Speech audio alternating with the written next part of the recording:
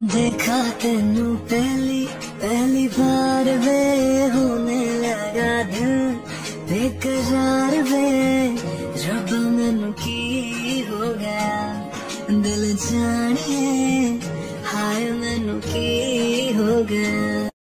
ভাই, টেনশন নিও না, মামা সুস্থ হয়ে যাবে। তোমাকে এখন শান্ত থাকতে হবে। তুমি ভেঙে পড়লে মামিকে কে সামলাবে বলো? আব্বুকে যে আঘাত করেছে তাকে আমি ছাড়বো না সুগা।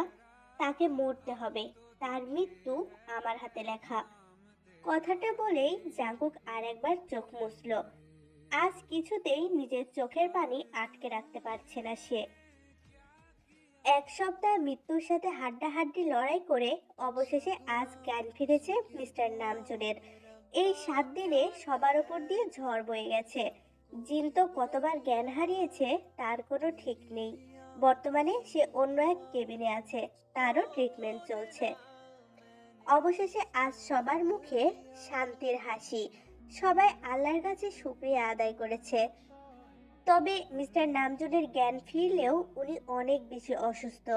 ডাক্তার বলেছেন 3 মাস বেড রেস্টে রাখতে। মিস্টার জেই হক মাথায় হাত দিয়ে বসে আছেন। তিনি চারিদিকে লোক লাগিয়ে রেখেছে। কে তার ভাইকে খুন করার চেষ্টা করেছে খুঁজে বের করতে। এদিকে জাংকুক হন্যি হয়ে খুঁজে বেড়াচ্ছে কালপিটকে, কিন্তু কোনো কুল কিনারা করতে পারছে না। সুগার ছুটি আরো কয়েকদিন বাড়িয়ে নিয়েছে। জাংকুকের সাথেই আছে ও। অবশ্য ওর অফিস থেকে এতদিন ছুটি দিতে চায়নি, তাই ও সিদ্ধান্ত নিয়েছে চাকরিটা আর করবে না। ওর সিদ্ধান্ত শোনার পর অফিস থেকে আরো 15 দিনের ছুটি বাড়িয়ে দিয়েছে। 1 মাস পেরিয়ে গেলেও জাংকুক এখনো কালপিটকে সেটা জানতে পারেনি। এদিকে মেয়রের শূন্যতা পূরণ করতে দলের সবাই চায় এই 3 মাস জাংকুকই দায়িত্বটা নিক।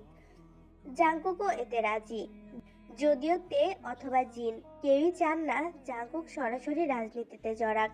মিস্টার নামজনের এই অবস্থার পরে সবাই ভয়ে আছে জাংকুককে নিয়ে। তে লক্ষ্য করেছে আগের জাংকুক আর এখনকার জাংকুকের মধ্যে আকাশ পাতাল তফাৎ। এখনকার জাংকুক যেন হাসতে ভুলে গেছে। তে জাংকুকের এমন বদল কিছুতেই মানতে পারছে না। ওর সেই আগের জাংকুককে চাই। জাংকুককে রুমে প্রবেশ করতে দেখে সন্তর্পণে চোখ মুছল তে। এই মানুষটার প্রতি তার এক আকাশ পরিমাণ অভিমান জন্মেছে। ওকে ভালোবাসা শিখিয়ে সেই আবার ভালোবাসাহীনতায় ভোগাচ্ছে। রুমে খাবেন নাকি ডাইনিং এ যাবেন? তের কথা শুনে ওর দিকে তাকায় জাংকুক। মেয়েটা বেশ শুকিয়ে গেছে। গত 1 মাসে এই মেয়েটার দিকে ভালো করে তাকানোর সুযোগও পায়নি সে। আজ হঠাৎ করে অপরাধ বোধে ছেয়ে যায় জাংকুকের মন। বাবার অপরাধীকে খুঁজতে গিয়ে এই মেয়েটার খোঁজ নিতেই ভুলে গিয়েছিল। বাড়ির সবাই খেয়েছে? হ্যাঁ, সবাই খেয়ে ঘুমিয়ে গেছে। আমি বাবাকে খাইয়ে দিয়েছি। তাহলে আমাদের খাবার রুমেই নিয়ে এসো। অনেকদিন একসাথে খাই না। জাংকুকের কথায় তের প্রচন্ড কান্না পাচ্ছে। কোনো মতে নিজের কান্নাটাকে চাপিয়ে নিচে গেল খাবার আনতে। তে, 1 প্লেটে খাবার নাও, অনেকদিন তোমাকে খাইয়ে দেই না। তে খাবার আনলে জাংকুক ওকে কথাটা বলে। জাংকুকের কথা শুনে আবারও একবার অবাক হয় তে। ততক্ষণে ওর অভিমান গলতে শুরু করেছে। জাংকুক তের মুখের সামনে খাবারের লোকমা ধরলে কেঁদে উঠল তে। অনেকদিন পরে মানুষটাকে স্বাভাবিক হতে দেখে ভালো লাগছে ওর। জাংকুকও আজ ওকে কাঁদতে বাধা দিল না। অন্যদিকে, আপনাকে এত ঘন ঘন ছুটি দিচ্ছে অফিস থেকে? সুগা বাসায় আসতে প্রথমেই কথাটা জিজ্ঞেস করলো জিমিন।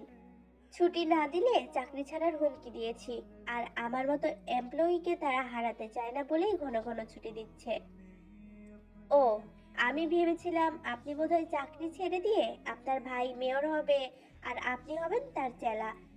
তাকে সুপরামর্শ কুপরামর্শ দিয়ে সাহায্য করবেন। আপনি তো আবার ভাইয়েরই রক্ত। অবশ্যই আমি ভাইয়ের রক্ত, কিন্তু তাই বলে তাকে কুপরামর্শ কখনোই দেব না। চাকরির পাশাপাশি তার পাশে থাকবো আমি। আচ্ছা, আমার এমন কেন মনে হচ্ছে তুমি আমাকে ইনসাল্ট করছো? ইনসাল্ট করবো কেন? আমি শুধু মন্তব্য করছি। পরামর্শ যখন দেবেন তখন তাকে একটা পরামর্শ যেন সে রাজনীতিতে না জড়ায়। আমার বোনটার জীবন তার সাথে জড়িয়ে গেছে। মেয়েটা ছোটবেলা থেকে অনেক কষ্ট পেয়েছে, তাকে আর কষ্ট পেতে দেবেন না প্লিজ। আপনি ভাইয়াকে নিষেধ করুন। আমি এ বিষয়ে কখনোই ভাইয়াকে কিছু বলবো না, কারণ ছোট থেকে রাজনীতি ছিল ভাইয়ার ধ্যান জ্ঞান। সে রাজনৈতিক পরিবারের ছেলে। আমি হাজার চেষ্টা করলেও তাকে এই পথ থেকে ফেরাতে পারবো না। সুগার কথা শুনে জিমিনের প্রচন্ড রাগ হয়। সে চেষ্টা করার আগে হাল ছেড়ে দিচ্ছে। বিষয়টা মানতে পারছে না জিমিন। তাই সে মুখ কালো করে জিজ্ঞেস করলো, কয়দিন থাকবেন এখানে? রাতে কি বাসায় খাবেন, নাকি ভাই আর তার চেলাদের সাথে বাইরেই খাবেন? হঠাৎ প্রসঙ্গ বদল করায় অবাক হয় সুগা। সে তীক্ষ্ণ দৃষ্টিতে তাকায় জিমিনের দিকে। মেয়েটার গোমরা মুখ দেখে ও ভ্রু কুঁচকায়। ওর গোমরা মুখের কারণ কি সেটা বুঝতে না পারায় নিজের উপরই রাগ হচ্ছে সুগার। 2 দিন পর ঢাকা ফিরবো। কতদিন পর বাসায় এসেছি, আমাকে বাইরে খেতে বলছো? আপনার তো আবার শুভাকাঙ্ক্ষীর অভাব নেই, তারা আপনার অপেক্ষায় থাকে। কত কাজ আপনার, সেজন্যই বলছিলাম।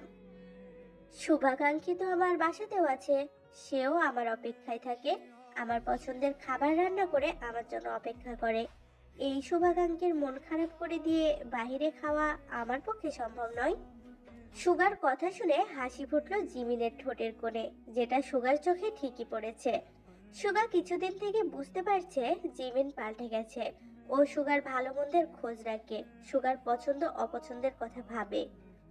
সানার সাথে কথা হয়েছে আপনার? কিছু বলেছে ও আপনাকে? সুগার ফুপু চাচারা কয়েকদিন আগে যে যার দেশে ফিরে গেছে। না, আমি কয়েকদিন ব্যস্ত ছিলাম, ওর ফোন রিসিভ করতে পারিনি। কেন, কি হয়েছে?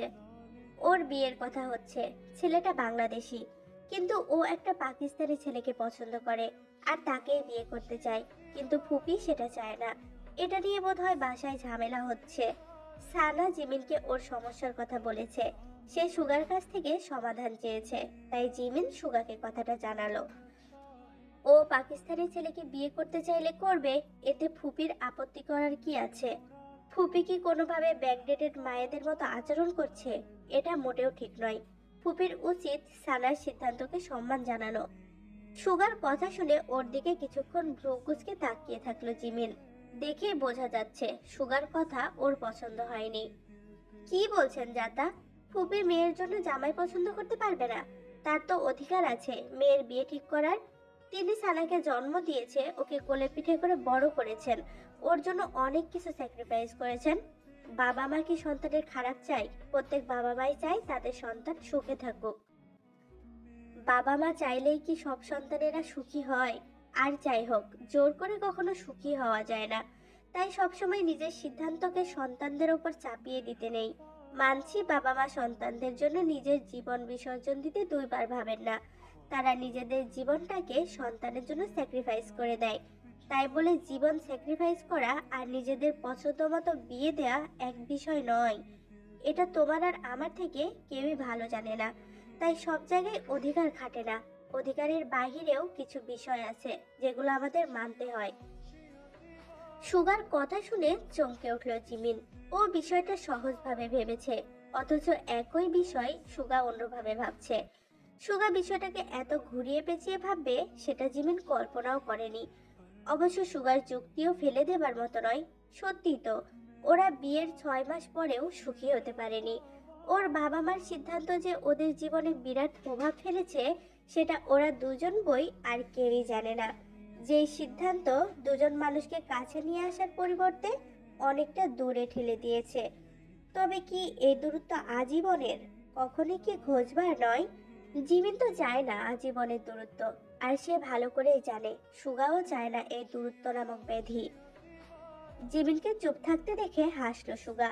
ও জানে ওর কথা শুনে জিমিনের খারাপ লেগেছে, হয়তো কষ্টও পেয়েছে, তবুও কথাগুলো বলতেই হতো। জিয়ন জাংকুক সিটি কর্পোরেশনের নতুন মেয়র। চারিদিকে বাদ ভাঙা উল্লাসে মেতেছে মিস্টার নামজুনের অনুসারীরা। তারা মিস্টার নামজুনের স্থানে একমাত্র জাংকুককেই চেয়েছিল। জাংকুকের সাঙ্গপাঙ্গরা পুরো শহর জুড়ে মিষ্টি বিতরণ করছে। সুগা জাংকুকের পাশে বসে দেখছে সবার উল্লাস, হাসছে ওরা দুজনেই। তুমি অবশ্যই পারবে ভাই। আশা করব মামার আদর্শকে নিজেকে উদযাপিত করবে, মামার মতোই দেশের মানুষকে ভালোবাসবে। তোমার পথ চলা শুরু হলো কেবল, ধীরে ধীরে তুমি মামাকেও ছাড়িয়ে যাবে, এই আশা করি সর্বদা। বাহ সুগা, তুই তো দেখছি দার্শনিকদের মতো কথা বলছিস।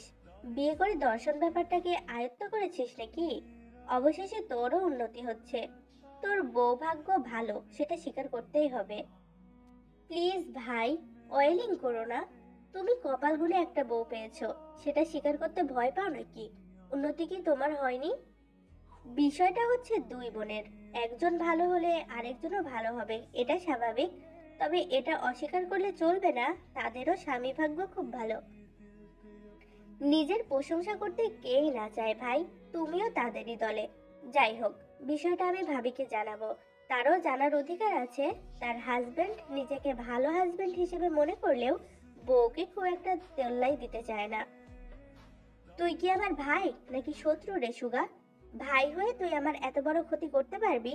এদিকে তোকে আমি এতদিন পরম মিত্র ভেবে মনের সব কথা বলে গেছি।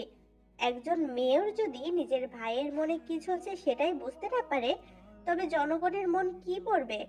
আমি চরমভাবে হতাশ, আর এর জন্য দায়ী তুই। বাই দা ওয়ে, তুই যে ক্লাস 9-এ পড়তে জুনিয়র একটা মেয়ের প্রেমে পড়েছিলি, এটা কি জিমিন জানে? জাংকুকের কথা শুনে সুগা ওর দিকে বিস্ফোরিত দৃষ্টিতে চেয়ে থাকলো। জাংকুক যে ওকে প্রচ্ছন্ন হুমকি দিল সেটা বুঝতে পারছে ও, কিন্তু ও এতটাই চমকেছে যে কিছুক্ষণ কথা বলতে পারলো না। অনেকক্ষণ পর নিজেকে সামলে নিয়ে সেও মুখ খুলল। তুমি ব্ল্যাকমেল করছো ভাই? একটা নাদান বাচ্চার উঠতি বয়সের আবেগের কথা জিমিনকে বলতে তোমার একটুও খারাপ লাগবে না? এই তোমাকে আমি এত ভালোবাসি, তোমার কথা আমি কত ভাবি। তুমি যখন বিদেশে থাকতে তখন ভিক্টোরিয়া রুথ নামের একটা মেয়ের সাথে ফ্লার্ট করতে, সেটা কি আমি ভাবিকে বলেছি? ইনফ্যাক্ট এই কথা আমার মনেও আসেনি, কিন্তু তুমি আমার সাথে গদ্দারি করলে। কিভাবে পারলে ভাই? সুগা কথাগুলো বলে আর চোখে তাকায় জাংকুকের দিকে। জাংকুককে ওর দিকে রাগি চোখে তাকিয়ে থাকতে দেখে কাজের ভান করে জাংকুকের গ্যাংয়ের দিকে হাঁটতে শুরু করলো সুগা। চারিদিকে উৎসবের আমেজ হলেও জিওন বাড়িতে জিন কিংবা তে কেউই খুশি নন। তারা কেউ চায়নি জাংকুক রাজনীতিতে জড়াক। এদিকে মিস্টার নামজুন এ বিষয়ে কিছুই বলেননি। তিনি কোনো সময়ই ছেলেকে রাজনীতিতে বাধা দেননি, তবে তিনি চান তার ছেলে যেন অসহিংস রাজনীতি করে। অন্যদিকে, দাদু ভাই, তুমি ঢাকা যাচ্ছ কবে? এই তো দাদু, আর 2-1 দিন আছি। দিদিভাইকে সাথে নিয়ে যাবে কবে? তুমি যেদিন আমার সাথে যেতে রাজি হবে সেদিন তোমার দিদিভাইকেও নিয়ে যাব। আমি জীবনের শেষ কয়টা দিন এখানেই কাটাতে চাই দাদু ভাই। তুমি আমার কথা ভেবে দিদিভাইকে নিজের কাছে নিতে চাচ্ছ না, এটা কিন্তু অন্যায়। দিদিভাই কি ভাববে বলো তো? জিমিন কিছুই ভাববে না দাদু, ও বুঝদার মেয়ে। ও নিজের পড়াশোনাটা শেষ করুক এর মধ্যে, তারপর বিষয়টা নিয়ে ভাববো। কিন্তু তুমি যদি আমার কাছে যেতে চাও সেটা আলাদা কথা, তখন আমি জিমিনকে ঢাকা নিব। তুমি এমন অবুঝ হয়েছ কবে থেকে? আগে কখনোই এমন অবিবেচকের মতো কাজ করনি তুমি। আগের সুগার এখনকার সুগার মধ্যে মিল খুঁজে পাই না আমি। স্ত্রীকে নিজের কাছে নিয়ে রাখবে, কিন্তু তার মধ্যে আমাকে টানছো, এটা কি ভালো দেখায়? এমন তো নয় আমি আগে কখনোই এখানে একা থাকিনি, কিংবা আমাকে দেখার কেউ নেই। তুমি দিদিভাইকে নিজের কাছে নিয়ে যাবে, এটাই আমার শেষ কথা। সুগা নীরবে দাদুর রাগ হজম করছে। সে হৃদয়ে জমা গোপন কথাটুকু কাউকেই বলতে পারে না। জিমিনকে নিজের কাছে নিতে ওরও মন চায়, কিন্তু সে কথা জিমিনকে বলার সাহস করে উঠতে পারেনি এখনো। প্রত্যাখ্যানের ভয়ে নিজেকে গুটিয়ে রেখেছে। বিয়ের পর জিমিনের একটা প্রত্যাখ্যান ওকে ভেঙে গুড়িয়ে দিয়েছে, যেখান থেকে ও এখনো নিজেকে গড়ে তুলতে পারেনি। আরো একবার ভাঙনের শিকার হতে চায় না কিছুতেই। তবে ওদের কথোপকথনের মাঝেই হুট করে জিমিনের আগমন হলো, আর ওকে অবাক করে দিয়ে জিমিন বলে ওঠে, দাদু ভাই, আমাকে নিয়ে এত চিন্তা করছেন কেন বলুন তো? নাকি আমি এখানে থাকায় কোনো সমস্যা হচ্ছে? আমার তো আপনার কাছে থাকতে ভালোই লাগে। আমার দাদু সে কবেই মারা গেছে। আপনাকে দেখলে দাদুর কথা মনে হয়, শান্তি পাই আমি। তবে আপনি ঢাকা গেলে আমিও আপনার সাথে যাব। আপনাকে ছাড়া ওই ফ্ল্যাটে আমি থাকতে পারবো না। আপনার নাতি অফিসে গেলে আমি কার সাথে আড্ডা দেব? জিমিন দাদুর দিকে তাকিয়ে কথা বলছে, তবে ও যদি একবার সুগার দিকে তাকাতো তবে দেখতে পেত অবিশ্বাস্য চোখে সুগা ওর দিকেই তাকিয়ে আছে। দাদু, এবার বলো কি বলবে তুমি? অনেকক্ষণ পর সুগা মুখ খুলল। ওর বুকে সুখের পাগলা ঘোড়া টগবগিয়ে ছুটে বেড়াচ্ছে। তোমরা দুইজন আমাকে নিয়ে টানাটানি করছো কেন? আচ্ছা, আমাকে ভাবার সুযোগ দাও। আগামীকাল রাতের মধ্যে তোমার সিদ্ধান্ত জানিয়ে দেবে, তবেই আমি ঢাকা গিয়ে বড় দেখে ফ্ল্যাট নিব। ঠিক আছে দাদু ভাই। ও নতুন বউ, তোমার চাচাতো ভাইয়ের বিয়ার দিন ঠিক হয়েছে? গত মাসেই তো বিয়া হওয়ার কথা ছিল। যদি নামজুন ভাইয়ের গুলিটা না লাগতো বিয়াটা এতদিন হইয়াই যাইতো। বোধ হয় এই মাসেই হবে, আম্মু তো তেমনই বলল। জিমিন ছোট্ট করে বলল কথাটা। তোমরা বিয়া শাদী শেষ কইরাই ঢাকা যাইও, দেখা গেল যাইতে না যাইতে আবার বিয়ায় আইতে হইব। ঠিক কইছি না সুগা বাবা? ঠিকই বলেছ, কিন্তু তুমি কি আমাদের সাথে যাবে না? কেডাই কইছে যাব না? আমি না গেলে আপার দেখাশোনা করবো কে? তাহলে যে বললে তোমরা বিয়া শাদী শেষ করে ঢাকায় যেও।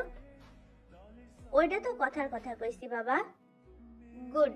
তোমার উত্তর যদি না হতো তবে আমি জোর করে তোমাকে নিয়ে যেতাম। আচ্ছা দাদু, আমি একটু বেরোচ্ছি, ফিরতে রাত হবে, তোমরা খেয়ে নিও, আমার অপেক্ষা করো না। সুগা কারোর প্রত্যুত্তরের অপেক্ষা না করেই বেরিয়ে গেল বাসা থেকে। রাত 12টা 15। সুগা এখনো বাসায় ফেরেনি। জিমিন ওর অপেক্ষা করছে। হাতে থাকা বইয়ের পাতায় মনোযোগ পড়ছে না। একসময় বিরক্ত হয়ে বই রেখে খাতা কলম নিয়ে বসলো। মনোযোগ দিয়ে কিছু লিখতে শুরু করলো। এখনো জেগে আছো যে? সুগার রুমে ঢুকে জিমিনকে জেগে থাকতে দেখে প্রশ্নটা করে। কাজ করছি। সুগার গলা শুনে জিমিন ওর দিকে না তাকিয়েই উত্তর দিল। খেয়ে এসেছেন? হ্যাঁ। তুমি খেয়েছো? হ্যাঁ, আমিও খেয়েছি। আমি কি কাজ করছি সেটা জিজ্ঞেস করলেন না তো? লিখছো দেখলাম, তাই জিজ্ঞেস করিনি। কি লিখছি জানেন আপনি? কিভাবে জানবো? আমি তো দেখিনি। সুগার এমন গা ছাড়া কথায় রাগ হয় জিমিনের। সে তীক্ষ্ণ গলায় বলে ওঠে, জিজ্ঞেস না করলে কিভাবে জানবেন? জিজ্ঞেস করেছেন? কি লিখছিলে? জিমিনকে রাখতে দেখে মৃদু গলায় জিজ্ঞেস করলো সুগা। লিস্ট করছি। আচ্ছা। শুধু আচ্ছা, আর কিছু নয়? জিমিনের দিকে তাকিয়ে সুগা বুঝলো ও আবারও একটা ভুল করেছে, কিন্তু এবারে সেই ভুলটাকে বাড়তে দিল না। কই দেখি, কিসের লিস্ট করছো? আমাকে চেক করতে দাও, কোনো কিছু বাদ পড়ে গেছে কিনা দেখতে হবে তো। সুগার কথা শেষ হওয়া মাত্রই জিমিন ওর হাতে লিস্ট দিয়ে বিছানায় গিয়ে বসলো। সুগা মনোযোগ দিয়ে লিস্টটা পড়ছে। এরপর আবারও কথা বলল। এটা তো পুরো সংসারের লিস্ট। কার সংসারে লাগবে এগুলো? ঢাকায় আমাদের নিয়ে গিয়ে কি মেঝেতে রাখবেন, নাকি না খাইয়ে রাখার প্ল্যান করেছেন? আর কিছুই বলতে হলো না জিমিনের। সুগা বুঝে যায় নতুন ফ্ল্যাটের আসবাবপত্র সহ নানান জিনিসপত্রের লিস্ট করছে মেয়েটা। ও গাল ভর্তি হাসি নিয়ে তাকায় জিমিনের দিকে। আগামী 15 দিনের মধ্যে তোমার নতুন ফ্ল্যাট আর ফার্নিচার সব রেডি হয়ে যাবে।